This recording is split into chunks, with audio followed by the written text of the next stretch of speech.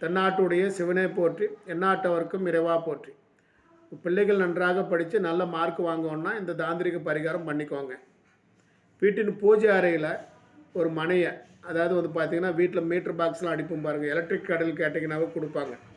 அது பலகைங்க, அந்த பலகை மனம் மாதிரி இருக்குங்க, அந்த செவத்தில் அடிப்பாங்க. அது ஒன்று வாங்கிட்டு வந்துங்க, அது நல்லா கழுவி போடுங்க. கழுவி போட்டு அரிசி மாவில் ஒரு மலை மாதிரி வரைஞ்சிக்கோணுங்க. அரிசி மாவில் நல்லா இப்படி மலை போடுவோம் இல்லையா, இந்த மாதிரி வளவாக ஒரு மலை மாதிரி அந்த பலகையில் வந்து அரிசி மாவில் மலை மாதிரி போட்டு அதன் கீழ்ப்பகுதியில் அனுமானுடைய வால் வரைஞ்சிக்கோணுங்க. அந்த மலையினுடைய கீழ்ப்பகுதியில் அனுமானுடைய வால் வரைந்து அந்த இதில் அந்த வாலில் 21 நெய் விளக்கு ஏற்றி வழிபாடு வச்சுக்கோணுங்க. குழந்தை நல்லா படித்து நல்ல முதல் மார்க் வாங்கணும் அப்படின்னு 21 நெய் விளக்கு ஏற்றணுங்க.